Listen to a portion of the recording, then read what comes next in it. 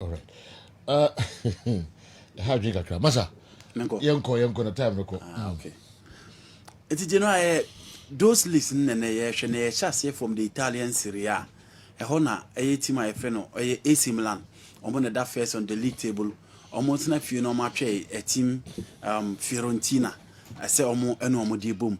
So here Fiorentina last week upset I see what tell me French no Emmanuel one way and open your friend Italiano no ntiase so ultimate na home Emma team friend of the next be share 4 goals. Omo ye one team in as much as season be omo try so omo ton players from Federico Chiesa to Di Blaubech no you know e be omo try so omo produce materials e betimi akọ the big teams na omo so team enesika. So in the absence of all these players omo sa our materials omo bo adwuma nti se o hwe omo position in the league e na no odin se obaji atum se Fiorentina e o se omo da ba bi see people expect them so omo be climb table na ba animu. But things have not been well for Fiorentina, and where you expect them, no, you know, omo team mame through. Omo ba against AC Milan, almost the last game that they played against Lazio. Obien who said sumuni mi yeden, but in the last minute, Tonali na a very good goal for them, imagine and omo they are treating my friend International Milan. AC Milan, Edim said Inter played Udinese at the Dacio Arena. And you move betting me a yarding at the amomo into a more advantage playing at home against me a Fiorentina. As I said, there are a lot of material that you can choose from the Fiorentina setup. Now, omo your materials are some come here players almost see a kind of my big teams are almost under big coaches are and at least almost see players and come on for back on moons me. So for Buddy say Nikola Milenkovic or a one player, only good agent. Na sa wo hwe ne modebo na wo hwe se de wo tia consistent ne dia nka wo ka one of the central defenders teams ebetimi apɛ omo season bia he is one player obebo ne din sa wo ka obeti sa branch ye friend Lisandro Martinez na na jantai center back no se de o si ne pa really ubon se they have a pool of talent at their disposal. Christian Baraji is still available and obo omo midfielder omo the likes of Giancomo Bonaventura omo the Ghanaian Fred Duncan and no more the Uruguay Lucas Torreira. A formidable midfielder. Uruguay team no, Genoa. So Lucas Torreira, the present is so key, and Ocho free us and Ababe PMO Fiorentina or a lot. After Duncan started, and as one started no French crabba, and you more de Becano, the quality or the added to a team, your friend Fiorentina. Up front, that is where they have Christophe Piatek, or more branch your friend Ricardo Sotti.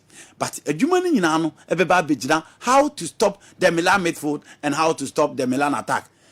So what's your Milan team now? The moment as Lata Beba back say no, that is a personality or a person who did team anymore. Anytime he allowed the attack to function. Into the just Latin up front, Nanya Rafaelio so Bo Piano with a midfield of inform Sandro Tonali and then a branch your friend or Francesa dia na you know worry Fiorentina attack no so sharp. This isn't the Christophe Piatek AC Milan Kofan way back and all to Tonali mo baby into Pierre Kalilu and then a branch your friend Fikayo tomorrow enya juma baby. But in such games you know so one you careful na Fiorentina coach the players I come no so back against AC Milan into so much Milan didn't be cover be teams will chase them. That is where Milan will be in trouble. But at the San Siro and the Giuseppe Meazza, once now Benya from Stefano Pialu team, then they say, one talks about consistency, Ubetimania that consistency display no oh. And yes, and baby or Moody and Omusha, say don't be doing finfi, baby and Amelan and an Nanko Mefresio. And for me, this player, Abranti FN Rafaelio, will be so key in this particular game. I bebaso. A game I mean person may say cry at the San Siro, but you know, baby is similar for them. Any the winning mentality, any baby or more quadrono. Omo bebre, but in the me end, team I fed Milan beat me a winning. You know, Manchester Milan beat me a winning by a slim margin. Inter Milan airborne against Udinese. And as I said, Udinese does any team I fed Fiorentina on the board the last time. Emma team I fed Fiorentina elusu to a team I friend Udinese. So what Udinese in Swan. You know, most of the other materials at their disposal and hoping say those players everything are better no matter what more than. Or when they're very inconsistent after the Natali every elbow book no. And the last time, omo ton abranti a yefend Rodrigo de Paul. But while as babeshe mu hono, omo fin why is stable. Omo Pablo Mari from Arsenal on so by, and they have the lives of Roberto Bigaggio on the right side. Into omo three back, and say one of the three backer. Omo boy in the Italian Serie A for years, and let's not forget, omo the Nigerian successes, and omo abranti a yefend Gerard Delefou up front. Hoping say these young guys up front no betimi ayi bibi e dia matimi ayefe no Odinisi Inter Milan there at the perform omo ye kakra na nkanyesa experience ne materials ne quality ekura omo any performance at all be omo dan dey against big boys no nkanya hard omo aduru nke expect say nka sabra ye kan kaduna nkomo twimo team na ya hwe say sabra ye similar no so try say nkom betimi ade for the first time in 11 years nka hen nka Inter Milan so down but in the last game against Bologna at the Renato de Ara and Kuya and Famomo ebom goalkeeper Leonard Radu akwa check go ama ene Inter Milan baby omudado Simeone Inzaghi with all the hopes the likes of Fabio Capello one Sebastian Vero Munya se players here who there also omuneji league no and the return of Lautaro Martinez ebe add a lot or some fan the goal scoring boot ni share there nanko bia nim se beko ye di ama Inter Milan but you know similar ba betwi omu by 2 points emu ayeden they know say Milan playing at home and them playing in away so man team any a very good results so omu pepre nti team ayefeni Inter Milan will go all out hoping say you know beat me any a very good results na team abom mama still omu team Chelsea AC Milan to the wire it will be again be a very difficult one but I tip a team a friend Inter Milan so omu beat me na a 2-1 or a 3-1 because the three back of Odinisi no New Tech Ricardo Bakio and then Abrantia yefene Pablo Marino you know na teams later expose you so well and having that sharp attack of Edin Dzeko and then Lautaro Martinez I think City my friend Odinisi will be in trouble. Makasa Spain there minche bebre because you know be a Barcelona will be playing against Real Mallorca an inconsistent Barcelona and we check on last game that they played against Real Vallecano obian we say basketball game ni na by wie no na nema enkoyi amfa majabi ene ne mrantie no nti obi a hwe se omo betimi asesem ama this particular game there because Mallorca so omo da se ho omo anhwe ye omo betimi akọ relegation nti Barca with the upper hand to beat them and you know anansen results na bana enkoyi no at the Camp Nou obi hope say Barcelona betimi aye bibi no betimi nya victory no mo so dia ahope say they will be second because Cecilia baby omo jan there team my friend Sevilla and so team aba bisa omo and I think Barcelona to beat my friend Real Mallorca. Real Madrid on the other hand playing against Espanyol Medica ka say Madrid the league no omo je baby as say omo concentrate na wo no the game omo against Manchester City nti so hwe team omo de kwakopim at the Bernabeu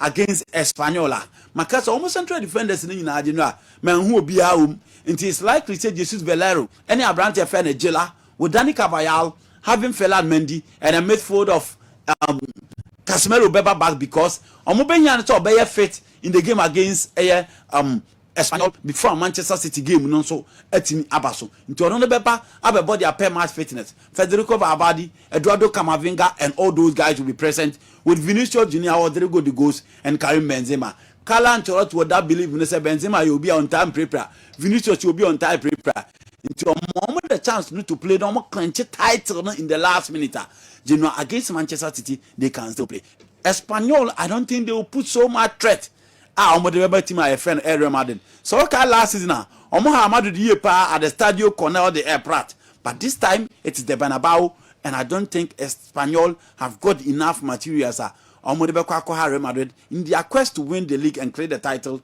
Bernabeu no mo so they celebrate prepare omo ahead of a game against Manchester City. I hope team my friend Real Madrid general omo so beat me away. Okay. Now oba be PMO the EPL na e ho na games no general ketuwa bi ani. Na yedi ka concentration ni nyina wo esoro. Top 2 na. Top 2 no. Okay. Na kakra bi e wo Lampard no so kakra. Yes. Nti Tottenham ne Chelsea, Man City, Liverpool, Omatiti. Battle of 4 near Arsenal, Tottenham. This is a Man U count. Man U count. Still I'm don't count they are fine. Oh. But Omo who's Omo count. Omo Conference League. Yeah. Omoko akohe conference league no say.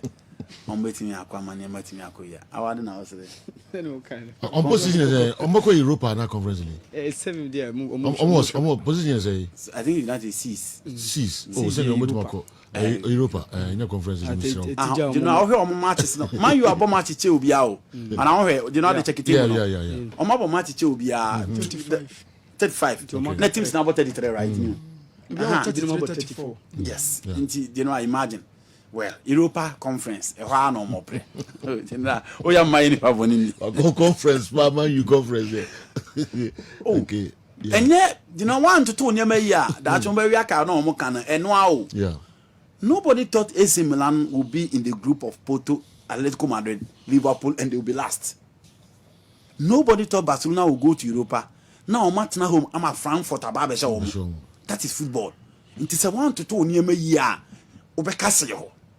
That is the point I'm trying to make. Okay. You know, Newcastle United against Liverpool, a very tricky one. Yakasa in the second round, so we draw league table now. A Liverpool, Manchester City, and then Tima, your friend in Newcastle United. What the candy are to say that the Okoko Pimos in James Park were a 6 out of 6. And only a dear, open your friend Ediao, 18 years. She baby no more that was say ho. Natural baby no more do 9th position in the EPL. It really tells you players no more second round no add a lot to their game. Unka said Danny Ben, an exceptional centre back. Unka said Matthew Target, an exceptional centre back. Kerm Trippier for his consistency alone in the English national team no HSO a quality material. For him to go out there and play for Atletico Madrid, HSO he's a quality material. Into onona samudi enye humbia. Now George Chevy are fan into my pefra and Fabian Shah, you know, another exceptional player, but in the pair with Ben at the heart of defense, working for my friend in Newcastle United. George Chevy are fan into my pefra and is playing so well. Bruno Gomes needs no identity to the game. Now, and then so baby a Newcastle legend, and then he's going to the direct play. And on the bet said the game listen call in midfield against him a friend Liverpool. So far Giolotena from the arrowhead to playing behind the center forward. Inti Abrantian so picking the form and the model bone is shiny. So it's a discussion somewhere in South America. Omo consider the at least or twice say I walk up no ebia no matimi consider in Brazil. Cameroon scored that cracker and Obia who go out say Abra Bruno Gomes de pass little while. Now a quality player on the right. Chris Wood no available for this particular encounter. But let's not forget Saint Mazim is available and ready to play. Into Newcastle United the Mrantiana. Obia bo mo ba so mo be sanema na second round nyema ko yedi mo no. We mu ne Mrantia adinua. And the coach no ebebo. Kaneno se now got to Newcastle United the bobola. They now ko here answer that so mo bo 5 back and also mo bo 4-5-1. But now it is the flexible 4-3-3 and only coach your friend Ediao Ebo because the team in you know about one holding midfielder pet and then the want to bet destroy play. But his ability to organize the midfield for the number 8 to direct play and having an attacker as number 10 really tells you a Juma open your friend Ediao and so Ebo for team friend Newcastle United. Omo against a team until they've been rampant and scoring goals for fun in team your friend in Liverpool. Omoba against Everton no Obia will say the game no be here but in the last minute no more secure the maximum points. Omoba against Villarreal no Obia will say in the first half that game my but in the end no much me secure the maximum points or the results are a bit be a job to qualification in the next stage or the Madrid. That is Liverpool and the Nema unya from them. Omuso kwa kopimo St James Park and Genoa. Team I friend Newcastle will be hoping. So Omo bet me a match one of the best attack in the EPL in Sadio Mane, Luis Diaz, and then Abranti Efeni Mo Salah. Into back four now me boy for team friend Newcastle United ni na. So Omo bia bet me a Sadio Omo di bio. So Omo mo de ayedin so bet me akwa so Omo dia. Na chese no mu wo adwuma ye. So Omo bet me aye say adwuma to stop this attack. Omo midfield na wo adwuma ye. So Omo bet me stop Thiago Alcantara because the last game on that space at the point game na no person obono. But in all the right-sided area of team friend Liverpool no e de baby e ya no ma ho den wo e ho na nansan Jurgen Klopp aye the channel of supply until whoever will operate from the left Matthew Target or operating from the left no or stop Salah. Now whoever will play from the left in Saint Mazim and so as stop Abrante and Trent Alexander-Arnold and Saint Mazim with the ability and the quality to do that on the right. Se Kobasa ya fabo no yan twi nipa ba ku bienu ni mianta ne fabo no run dia you get that from Saint Mazim but do 18 but man when it comes to decision making for me no lucky. You know game ni na abekwa ko Newcastle defense no as against the attack of team aye friend no Liverpool midfield in the abekwa ko obi amone de no obi anso mone de who abetimi anya control no na you know what pounds on your opponent a really difficult one but I think say Liverpool be omo gina no you know enya de say ombele back because team aye friend Manchester City and so ko akwa tie Leeds United in the last 3 games neman ko yi de but omo ntimi elusu ye and with all these materials no omo pra no omo nso atimi ababak ntimi hwe say Liverpool nso betimi awene but you know Liverpool betimi awene by a slim one but a game it will be very very difficult for Liverpool and a game ababa be for now two okay we na kame musa was that question we Steve Bruce and Eddie Howe so no omo relegation zone yes I'm Steve Bruce yes through home Eddie Howe yes. Eddie Howe is so special and say Steve Bruce and said mo say wasan I do not yes. What is so special about Eddie Howe? You know, and Steve Bruce, none of the problems necessary. The problem of Steve Bruce necessary. Na only material sir. You know, a game no person or board or beat him the abo and only a 1. 2. Now more like a quality in certain areas. 3. So here Newcastle United you know, in terms of ownership from Mark Ashley. No, Malaki Sani Mananti, there hasn't been that stability in the technical area. Until Rafael Benitez by all lamentis say, other some move to team and ask on Bemun and Yesiket me a couple players. Until I'm cast under the days of Rafael Benitez models. Now over here the likes of Michael Ritchie, Jermaine Lascelles, Gian Aquilo, these were the players not you know about Newcastle defense no. And the moment about the Newcastle set up Pubiano, about the Newcastle United set up in a 4-5-1 or 5-4-1. So already before I'm back kick ball no crowd, the tactical disposition of play now. Who's the Newcastle at to the game no Mbebono? General, Babelu Sukaka. They clearly go by ultra conservative approach. Now she Newcastle, Oman and say bra. Steve Bruce by fire, no, General same old story. On to and yes, can go into the market to sign quality materials on also betting they are competing. Not forgetting about his tactical exploit. Steve Bruce also belong to the Sir Franco's Manchester United class of 92. More Majuma or more de Bonin Sweni and I did not on also more de Bansweni. But with Eddie Howe or Bayana, Eddie Howe is a very good coach. One, he's one coach who believes in the flexible way of playing. Ja players no more game no na moreover, under him in the last 4 months, Newcastle United are spending 91 million pounds. And Tibusa say, when was the last time a Newcastle got into the market spending 91 million pounds? Omokofa Kerm from Atletico Madrid. When was the last time I would say Newcastle United are going to the market to offer player from a top team, a consistent team in the Air Champions League? Omokofa Bruno Guimaraes, team I friend Lyon, Arsenal apena, Juventus apena, and in the French League 1, he is one of the standout midfielders, central midfielders in the French League 1. Let's not forget, baby Omokofa and free any baby a production line unisika, few, so only million very well. The Michael Essien story, the Mamadou Diarra story, the Togan and Dombele story. Now here Junino Penambukano chair, now one team free wa. Open the story of Lyon and other class. And Omkofa Bruno Guimaraes then buy. Chris Wood, none in our Siawa and Nkoye and Omkofa buy. And look at the impact of these players in there.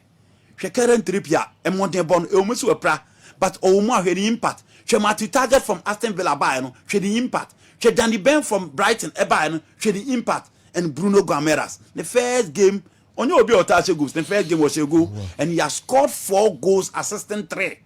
And then, on my banner manner, of course, in James, I don't know much baby. Look at the form of Joelinton. The difference is that players now coach need to do and within a short time, he has improved those players. Amaron was off, Joelinton was off within a short time. Coach FN Eddie Howe has improved those materials. You know, a Greenland share this 100 million a coffee no obo Premier League no but Oba and the whole Pep Guardiola and team improve no. So for a coach to improve this setup within a short time, for him to improve Bruno Guimaraes within a short time, what me adapt here or taking control in the EPL no. Okay. Say English coaches in but clearly Eddie Howe is doing a very decent work. That is the difference between Eddie Howe and then open and the quality now, baby can't hold my Eddie Howe no. So Steve Bruce ne handle almost this year, and can say also about anymore. Oh, I agree. Yeah. I agree. Anna. I agree. But you know, I said me once Uncle Faba. And you be an team coach quality materials. Okay. Pierre Jenna that way. One could job. Team go you or the move free man. Yes. But you know, Pierre Jenna that way. And you want to show Pochettino no coach. All Tottenham Yankasu will improve his on you mean. Yankasu will improve Eric Dyer. Yankasu will improve Hurricane. Yankasu with the low budget or Doma Kwakobo Champions League final. He has Messi, Neymar, Kelly, and Mbappe. A team with Guinea Bernardo on the bench. Danilo Pereira on the bench. Ultimate for more ye. And to know beyond all the materials and manner. Okay. Ultimate Juma. All right. Okay. Me know I dream. Oh. Number 2. The one who say after a nano point difference no Liverpool yes, City. You know the firepower of those teams because City so about Leeds United. The good news for Leeds is in the last 3 games, the last game lose a game against Aston Villa. Just match by and he's doing so well. Luckily for him, injuries and ACC and Marcelo Bielsa time no in CCB. In Diego Llorente is available. Luke Allen is available. Leon Cooper is available. Into almost back four now is solid. A midfield of Kevin Phillips or Asubo on the also on Man United because of a certain rivalry. And you know, so check over tag of Rafinha, Jack Harrison, Rodrigo, and then Abranti Feno, Daniel James. All these players are available. Into almost players no more but apart from Patrick Bamford, Matthew Clerk, Ebe John, Kevin Phillips in midfield. That is their pivot. Into almost players are available. But with the fire of City and only Leeds United that you know Omomo consider go to baby because Omomo plan is say e wo musa Marcelo Bielsa akode but he defend ye the ball there na mo ye there and the moment team B and City be call by that 2-2 City will score and obviously you know me who Newcastle the say bad. Let's not forget last season even with Marcelo Bielsa with a numerical disadvantage against Manchester City. Man City and Timmy and show moment now Omunya City 6 points for Manchester City. Okay. And he really tells to say Leeds United is one of the boogie side. But you know, Mr. Lamida Sudina DMD, I mean, who say Team FN Liverpool will win by a slim one and Manchester City 2 will win. Ellen Road, Diano, 11:30. Sorry, 4:30. Yes. That's a James here, 11:30. Yeah. So our question will be Busa Pep Guardiola no. And your advantage Babako. So and the same time na Bako born 11:30, Bako born 4:30. Or me no soon pray. And your advantage to Bako. You know, from the bigger picture, it is an advantage. But Emrofon was the do almost the same points are. That is where the simultaneous type of play comes into the picture. But Manchester City and Liverpool only need the same points. So when you know a there, then that is where the 1 point there. You know, Manchester City the 1 point I league down. Okay. Win the first time. Okay. And to 1 point, the issue of unfairness doesn't come into the picture. Of the same points, I will agree. But you know, only enough points in the so from the bigger picture, there it is unfair for Liverpool. Or say but you know,